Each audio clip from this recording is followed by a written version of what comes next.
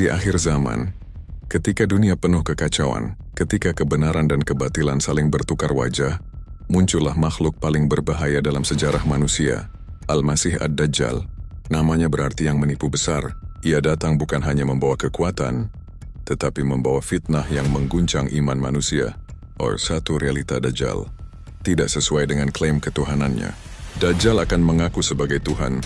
Ia menunjukkan keajaiban, menurunkan hujan, menumbuhkan tanaman, dan menipu manusia dengan kekuasaan yang tampak luar biasa. Namun kenyataannya berbanding terbalik dengan klaimnya. Apa yang disebutnya surga sebenarnya adalah neraka yang menyala. Dan apa yang tampak seperti neraka, itulah surga yang hakiki di sisi Allah. Nabi Muhammad SAW bersabda, tidak ada fitnah yang lebih besar sejak diciptakannya Adam hingga hari kiamat selain fitnah Dajjal. Matanya buta sebelah, namun pandangannya terhadap hati manusia sangat tajam.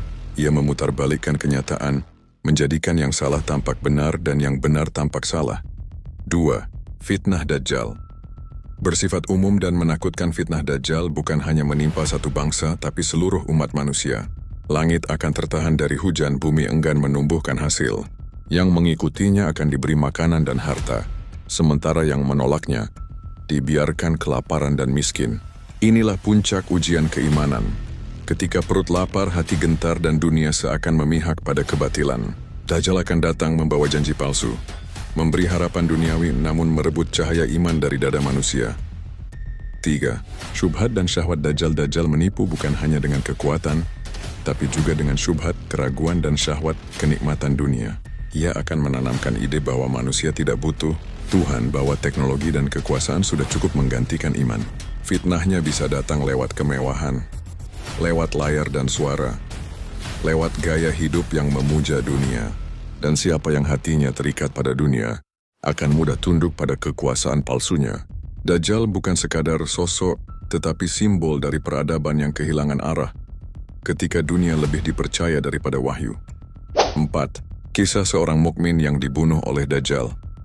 Namun di tengah kegelapan itu, ada satu kisah yang menggambarkan keteguhan iman luar biasa.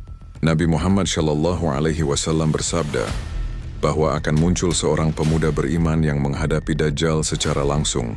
Dajjal berkata padanya, "Tidakkah engkau percaya aku adalah Tuhanmu?" Pemuda itu menjawab tegas, "Aku tahu siapa engkau. Engkau adalah Dajjal yang telah diberitakan oleh Nabi Muhammad SAW.